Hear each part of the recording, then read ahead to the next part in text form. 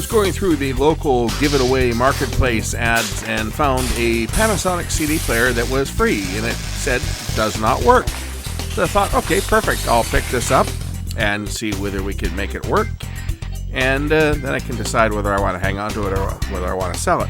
Probably hang on to it, because these ones here were kind of unique. They didn't use their mechanical gears, they used a linear motor to drive the laser. This time I've got an old Panasonic. This is an SLPS352 dual DAC CD player with a nice vacuum display. Don't know whether this thing even works, so let's pop the top off it and get a look inside. I don't know whether this unit works or not. This was one that had the optical pickup, and it had a lock on it so that you could lock the pickup in place. When these ones were transported, you're really supposed to lock them in place. I think it locked it there. Yeah, it locked it to the outside. When it was new, the transport was locked. That unlocks the transport. Otherwise, what happens is if you're shipping it, the laser pickup can slam back and forth, because as you can see on this one, it uses a linear motor, and that's why I wanted to show this one off, because Panasonic and Technics, however you want to pronounce it, Technics, used this type of pickup. It was a single laser pickup, and they used this on a lot of their machines. The selling feature on it was faster to search out the track, but there's fewer moving parts because it uses a linear motor to move the laser back and forth. You can see the coil down here. I'm going to plug this thing in. I don't know if it works. I have no idea whether this thing works or not. If it doesn't, we'll see if we can get it to work. It's an old classic unit. Probably a collector's item these days, because I don't know what year this would be, but it's made in Japan. So let me just hook it up to the receiver. It probably doesn't even play CDRs. You know, this being the age that it is, I don't know if it'll play CDRs or not. I guarantee it will not play CDRW, but we'll try different discs in it here. I have well, that's got MP3s on it, so that doesn't help. It won't play MP3s either. It's only going to play audio discs. As you can see, the cabinet itself is relatively empty as well. I've got 3 discs here. That one's empty. I'll grab a 3rd disc, but I will grab a stamped disc here somewhere. I know I've got some stamped discs around here. I got a stamped disc, Pat Benatar.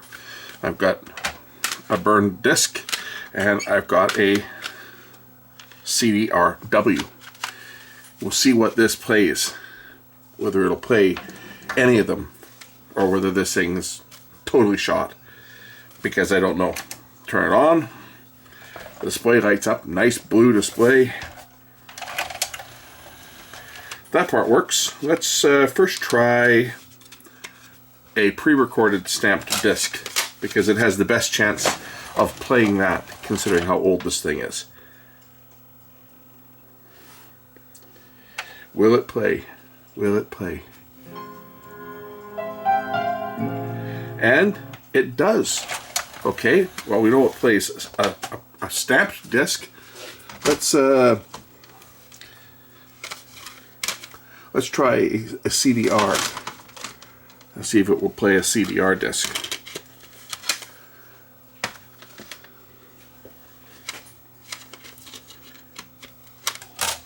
One CDR coming up.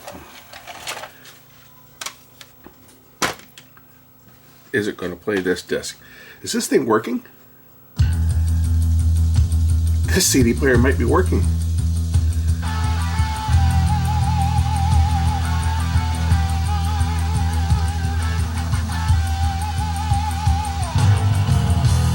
This was up on Give It Away. I just responded to a Give It Away ad. Someone said, broken CD player. So I took it. Took a chance. So far it seems to be playing. Oh, I was just listening to it there. It just completely stopped. Like it was playing and it just stopped spinning. That was weird.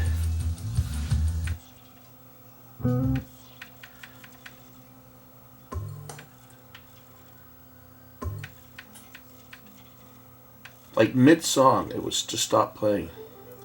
I was searching out tracks. I see it's having trouble finding that one. I'm trying to get it to play track 16.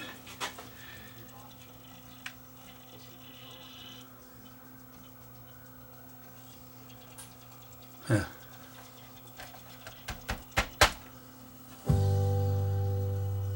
Okay, now it's playing.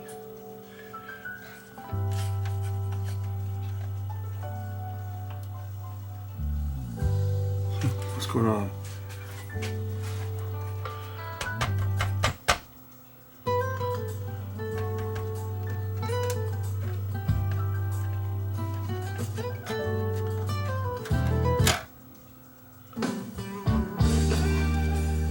Seems quite sensitive. I guarantee this is not going to play a CDRW at all. We'll try it, but I guarantee it's not going to do anything with it.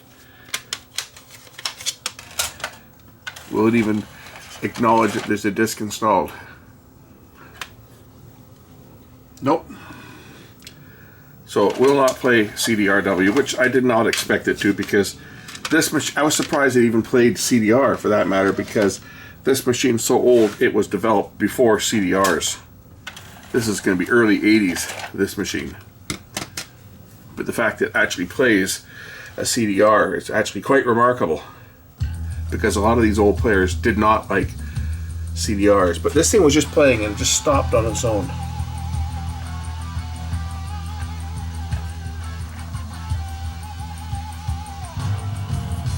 That part is really loose. Look at this. I bet you if I pop this apart... Oh, maybe that's the problem. Maybe that's the problem right there. That's a regulator, that IC. It's a LM2940 CP. But I think it's a regulator. Let's check it and see. That is loose. I wonder if that's the problem with this, is that solder's cracked on the bottom of the board. That's a possibility. Let's just see what it is. It looks to be a 3-terminal regulator of some type. But let's just see what voltages are on it. Alright, so ground 1 probe. And we'll look at one pin here, 9 volts. And the other pin here is 5. So it's a 5-volt regulator. I wonder if that's what our fault is, because this thing's awful loose. Oh yeah, I think that might be the fault. What do you think?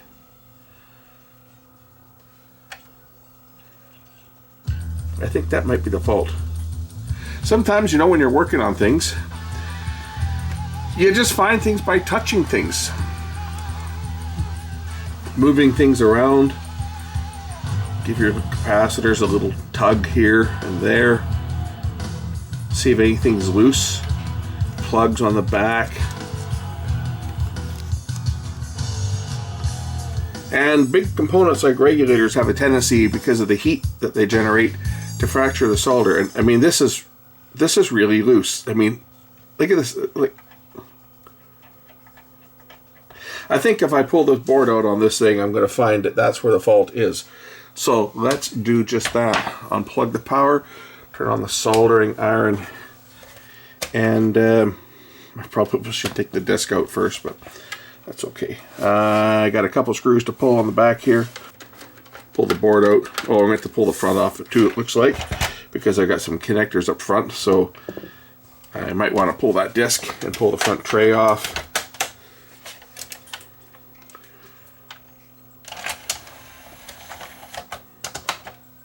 I got to pull the front panel off of it to separate these connectors down here. But we'll do that, and I'll lift this piece off the front. All right, a couple screws on the front have to come out to remove the front panel.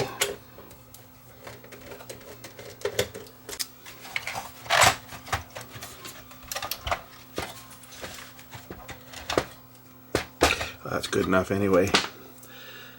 I just want to get under here and take a look at the solder connections, namely on the back connector and the regulator here that is obviously bad.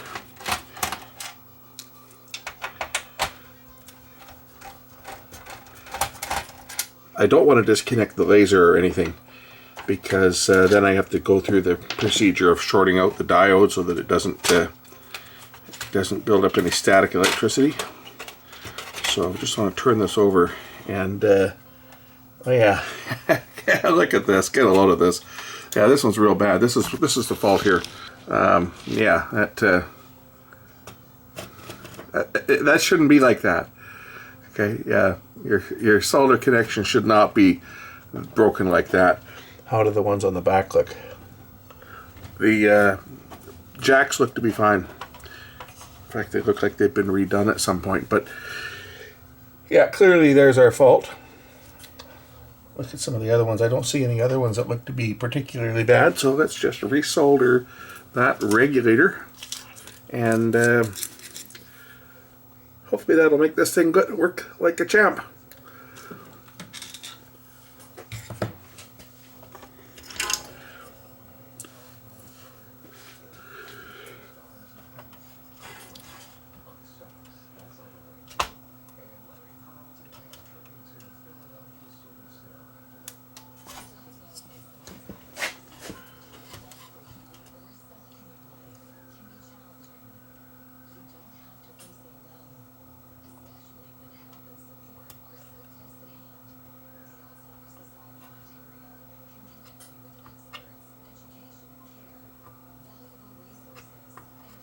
There, that ought to fix it. I think that's probably the only thing that's wrong with this unit, is that regulator. Focus, focus, hocus, focus.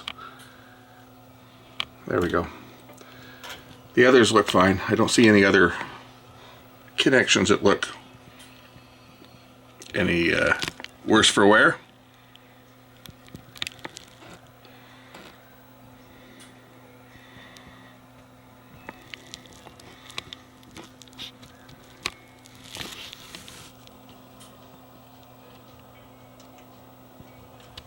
Alright, time to put it back together. I'm going to redo the output jacks on it, even though they don't look bad. I'm going to redo them anyway, just for the hell of it.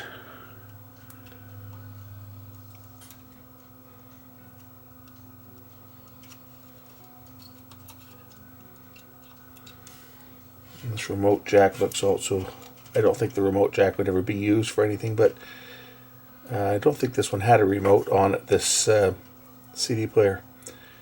Did not come with a remote. I don't think. I think this was an external remote that, I might be wrong. There might be a receiver on here, but I don't think so. I think this one did not have a remote control. Yeah, I'm pretty sure this did not have a remote control, this unit.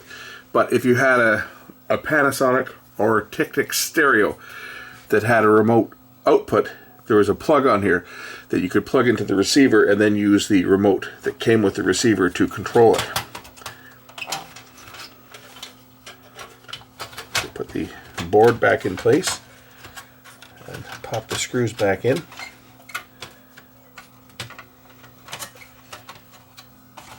Put the 3 screws back down to hold the board in place, and pop the front on it and see whether it works. Nice simple repair. I like simple repairs.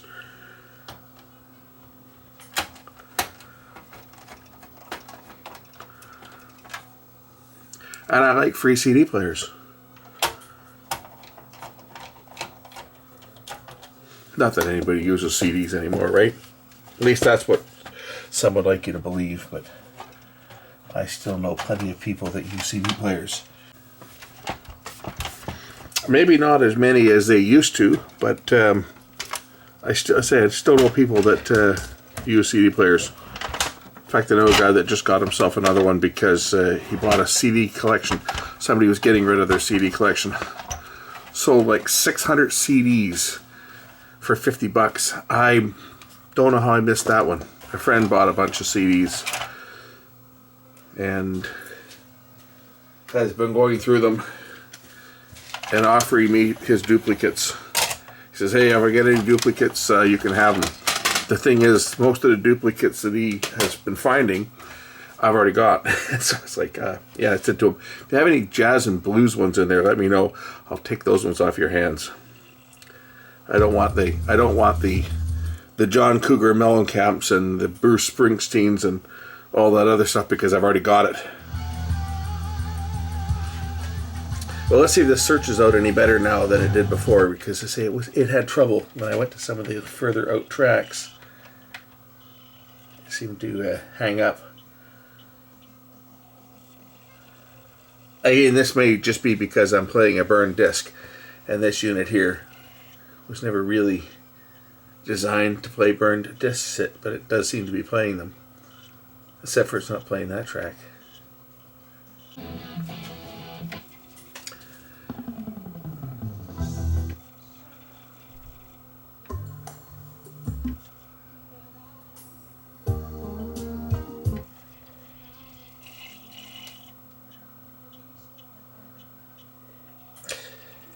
Seems to have trouble reading track 8.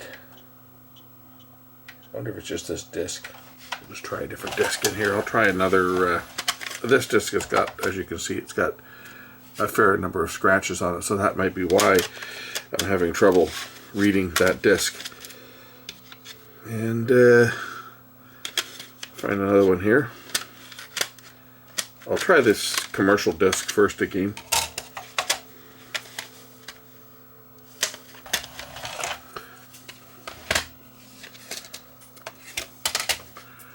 I'm missing one of my discs. Wonder where it disappeared. Okay, so this is a commercial disc, so I can't obviously play it for more than a few seconds, but I'm just more interested in seeing what happens as far as searching out the disc, because I think that's probably just a compatibility problem with the CDRs. Yeah, no problem. All the way to track 12. Back to 3. Yeah, I think it's probably just a compatibility problem with CDR, because this machine was made before CDR actually became a thing. I was looking for my other disc. I've got another disc that's recorded on a different type of blank. It's got scratches on it too. We'll see if that one does any better. I'll try this disc with 100 tracks on it too and see how it reads that. But we'll try this one.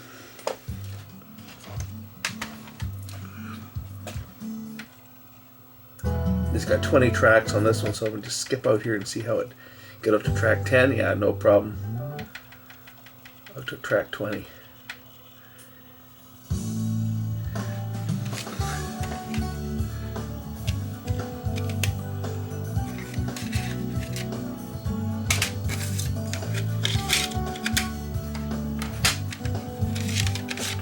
It's more than likely just this particular disc. Say it's as you can see, it's got well, it's got a little bit of damage.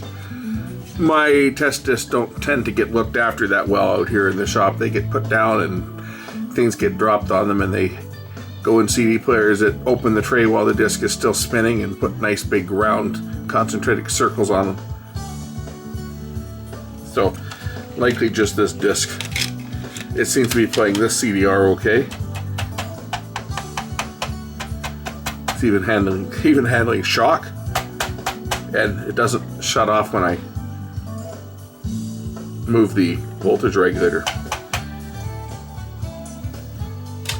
So I think that's the problem. It's okay. It was just that regulator that had come unsoldered, and we'll put the disc in with all the sound effects and see if I can play all 100 of them, which is going to be interesting because the CD maximum count is 99. So they did track 100 a little bit sneaky. They did it as the second index.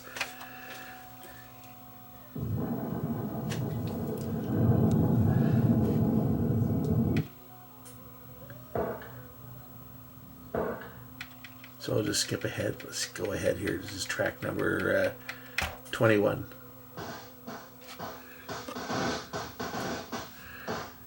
Can you guess what that is? I think it's supposed to be firecrackers. How about track number 44?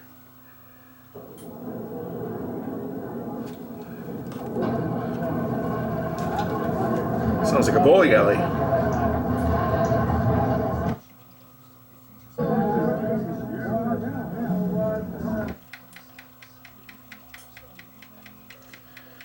I don't think the track counter has ever gone this high on this unit here. 71.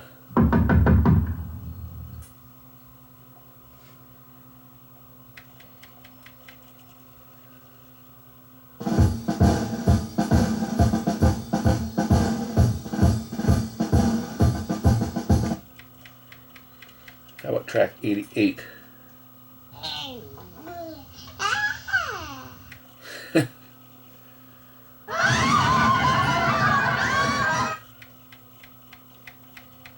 Track 99. Now it won't go to 100. The counter won't go to 100, but once track 99 plays out, it should play track 100. Because Audio CD had a physical limit of 99 tracks on the disc. They could put as many tracks as they wanted if they did them in index, in the second index. So it should be starting in 3, 2, 1. There we go. I think it's 30 seconds long each one.